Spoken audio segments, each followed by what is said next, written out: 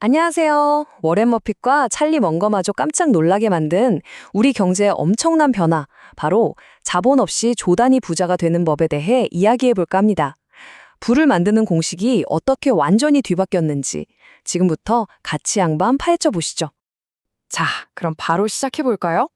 오늘날 1조 달러짜리 기업들이 보여주는 이 이상한 역설에서 출발해서요. 옛날에는 어떻게 부자가 됐는지 그 공식을 살펴볼 겁니다. 그리고 마침내 워렌 버핏이 말하는 완벽한 기업은 과연 어떤 건지 그 조건까지 알아볼 거고요. 마지막에는 아주 중요한 경고도 있으니까 끝까지 집중해 주세요. 네, 첫 번째 주제는 1조 달러의 역설입니다. 정말 상상하기도 힘든 이 어마어마한 가치가 어떻게 과거의 비즈니스 상식을 완전히 무너뜨리고 있는지 그 미스터리부터 한번 풀어보겠습니다. 2.5조 달러. 이게 감이 오시나요? 바로 애플, 구글, 마이크로소프트 같은 딱 5개 미국의 대표 테크 기업들 가치를 합친 금액입니다. 시가총액이라고 하죠. 근데 정말 놀라운 건요. 이 5개 회사가 미국 전체 주식시장의 거의 10%를 차지한다는 사실이에요. 그런데 말이죠. 만약 이 거대한 기업들이 공장이나 설비 같은 그런 막대한 자본 투자 하나 없이 이 모든 가치를 만들어낸다면 어떨까요? 바로 이 지점이 전통적인 투자 방식을 완전히 뒤흔들어 버린 현대 경제의 가장 큰 역설이라고 할 수 있습니다. 두 번째, 과거에는 어떻게 부를 쌓았는지 그 공식을 한번 보죠. 오늘날의 방식이 얼마나 혁명적인지 제대로 이해하려면 불과 몇십 년 전만 해도 거대한 제국들이 어떻게 만들어졌는지부터 봐야 하거든요. 과거의 규칙은 아주 명확했습니다. 화면에 보이는 앤드류 카네기의 제철소나 록펠러의 정유 공장처럼 말이죠. 거대한 부를 쌓고 싶으면 그만큼의 거대한 물리적 자본, 그러니까 공장 짓고 설비 투자하는 게 필수였던 거죠. 워렌 버핏이 대표적인 예로 드는 게 바로 철도 산업이에요. 이건 뭐 돈을 버는 족족 새로운 기관차 사고 낡은 선로 보수하는데 다시 쏟아 부어야 했거든요. 끊임없이 자본을 먹어치우는 하마 같았다고 할 수 있죠. 자, 세 번째, 새로운 시대의 연금술입니다. 버핏의 말처럼 세상은 정말 근본적으로 바뀌었어요.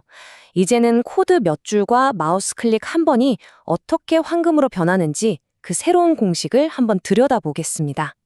이 표 하나가 모든 걸 설명해 줍니다. 왼쪽이 옛날 방식, 카네기의 제철소처럼 막대한 설비 투자가 필요한 유형 자산의 시대고요.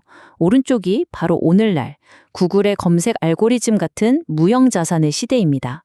들어가는 자본은 비교가 안 될 정도로 적은데 만들어내는 가치는 오히려 오른쪽이 훨씬 더 강력하죠. 이게 바로 새로운 수익 모델의 핵심입니다. 예를 들어 구글이 광고 클릭 한 번으로 수익을 얻을 때 추가로 들어가는 공장이나 설비 비용이 사실상 0에 가깝잖아요. 그러니까 유형 자산에 투자하지 않고도 거의 순수한 이익이 계속 발생하는 겁니다. 찰리 먼거의 말처럼 이건 그냥 단순한 트렌드가 아니에요. 성공의 규칙 자체가 바뀐 정말 거대한 지각 변동인 거죠. 그리고 이 변화를 남들보다 일찍 알아챈 소수만이 엄청난 성공을 거둘 수 있었던 거고요. 자, 네 번째 이야기입니다. 완벽한 기업의 조건. 그렇다면 이 완전히 새로운 경제 현실 속에서 워렌 버핏이 꿈꾸는 이상적인 비즈니스란 과연 어떤 모습일까요? 그러니까요, 핵심은 이겁니다. 최고의 비즈니스는 기계를 돌리는데 돈이 하나도 안 들면서 돈을 계속 찍어내는 그런 기업이라는 거죠. 버핏이 말하는 완벽한 기업의 3단계는 이렇습니다. 첫째, 이미 가진 자산으로 엄청난 수익을 내고, 둘째, 성장을 하는데 추가 자본이 거의 필요 없고, 셋째, 이 방식을 거의 무한대로 확장할 수 있는 기업. 이 세 가지를 전부 만족하는 회사가 있다면 버핏은 전 재산을 걸고서라도 인수할 거라고 말할 정도입니다. 자, 이제 마지막입니다. 변화, 그리고 경고. 이 거대한 경제적 변화는 이제 되돌릴 수 없는 흐름처럼 보입니다. 하지만 바로 그렇기 때문에 미래의 승자를 찾으려는 우리에게 더 중요한 경고가 주어지죠. 버핏은 확신해요. 이건 일시적인 유행 같은 게 절대 아니라는 거죠. 제철소나 정유공장으로 불을 쌌던 카네기와 록펠러의 시대는 이제 영원히 끝났다는 겁니다. 하지만 바로 여기서 천리먼고가 아주 중요한 현실을 일깨워 줍니다.